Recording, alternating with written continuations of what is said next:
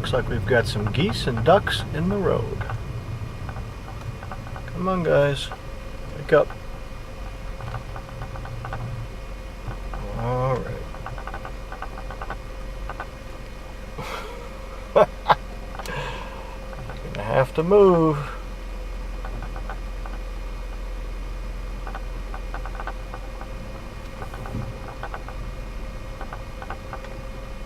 Yeah, it's been a few weeks since I've done an update. I thought today would be a good day before I get started. Gypsy Soul is still in the shed, still in Dundalk, and I'd say we're about 2/3 the way through.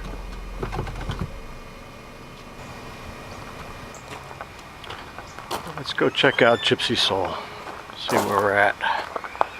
So here's the mast, ready for paint, and then we're going to rewire and put some new lights on. And the rest is inside here.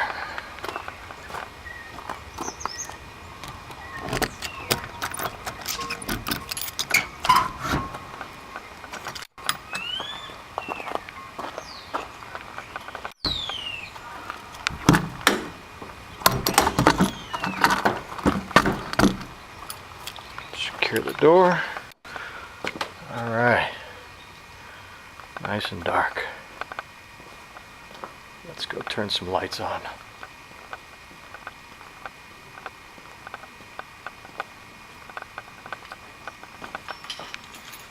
This is like a obstacle course in here. You can only do one bank at a time. If you put both on, then you'll trip at least one of them. So we'll let that get fired up. Let's go ahead and plug into down here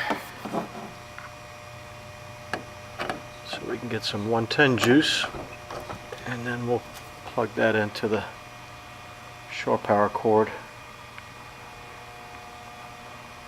and put some juice in the batteries. Okay, there's Gypsy Soul. Like I said, we're about 2/3 the way through. The decks have been painted, the non-skid's been painted. Most of the hardware has been rebed and put back on. I'll get a better sense today what else has been done in the last week. I'm going to put some deck hardware on today myself, hopefully do some painting inside, and hopefully begin to put the new lights inside as well. New 12-volt LED lights. So as soon as we get the other bank of lights fired up, we'll walk topside and see what's going on. Okay, I just turned the second bank on.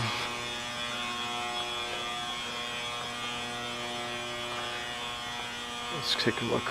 So here are the hatches. I had hoped that these would be back on, but evidently not yet. And then we have the bow hatch.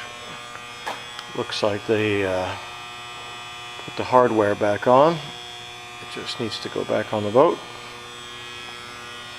These, both of these hatches have new lenses, so that'll be good. Currently they're covered. Once we get them installed, we'll uncover them. Okay, let's see what's happening up top.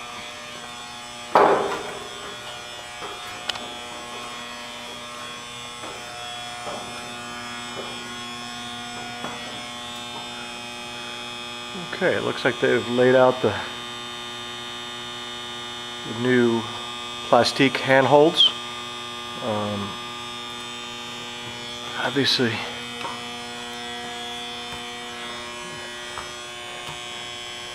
we're finished painting the boat. The non-skid area has been done, and these new handholds are exact matches.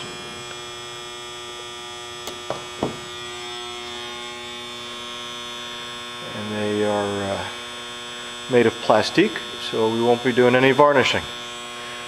So that's good for me. Something different than what we had before is obviously right here is where the mast collar insert will go, and what I'm going to do here, so I've drilled through the deck and then I've potted the holes, so I over drilled the holes twice the size, filled them with straight epoxy, and created a solid block of epoxy in the hole, and then drilled straight through the middle of that, and that's where the 5/16 bolts will go through the mast collar and then secured underneath. And what I'm adding to the mast collar are eye bolts all the way around, stainless steel 5/16, and that will give me new attachment points for blocks and whatever. So it's a modification over the original design, and I'll kind of show you that when I go back down. Okay, so it looks like we've already started with the handholds over here. Looks like one's already in.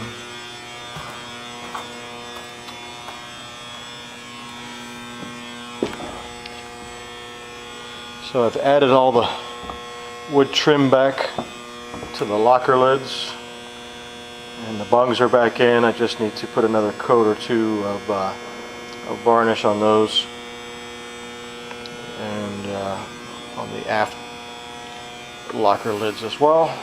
You can see both here. The other thing I've done is added a new EMR instrument panel and a new cover, which is made by Seaworthy Goods. This is the old EMR Type B panel. They don't make these anymore, obviously, but you can still buy the plastic panel itself and then just swap the instruments out, and that's what I've done. And then Seaworthy Goods used to sell this plastic spray cover, which you can kind of see right there, and hopefully that will help protect this new plastic panel for a longer period of time. One thing I do have to do today is add a new engine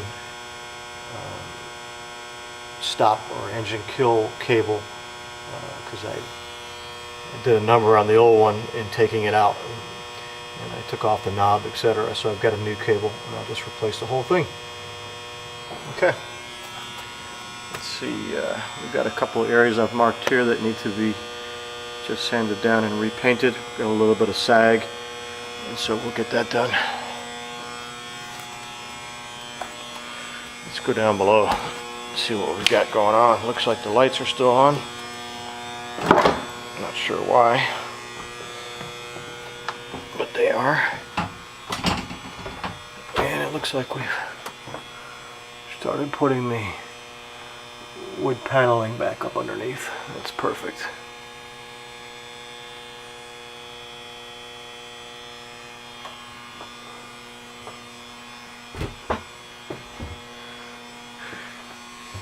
And here as well. And it looks like, yeah, it looks like the tracks are back in again. And that's good. We're going to paint these today, and then I'm going to begin to install the lighting. Perfect. Okay. So same thing over here. These are back in, and I'll get these painted today, and then I can start putting in lighting. Perfect. All right.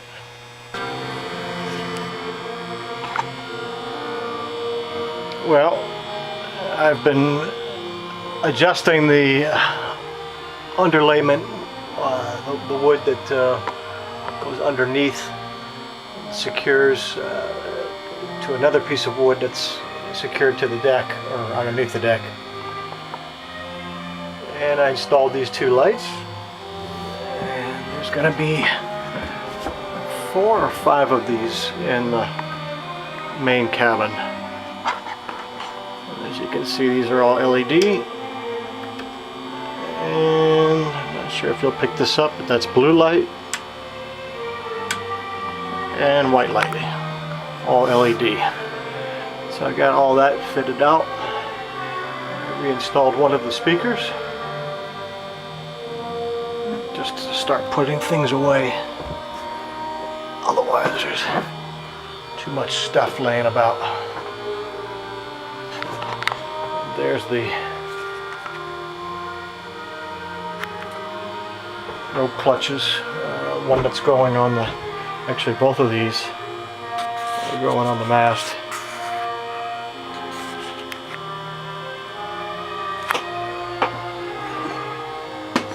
And here is the turning block that I have to install. Obviously that goes up on deck. So, still lots to do. What else? In the galley, I worked today to get the wood fitted underneath here. As you can see, this is all new. It all has to be cut. And then of course, what'll go here after the port lights is the trim. And that'll close that gap that you see. You won't see that. You won't see that edge. This will all be covered by trim, teak trim. And I reinstalled the galley light, or one of the galley lights. The other one will go right here underneath once we get the wood back up in there.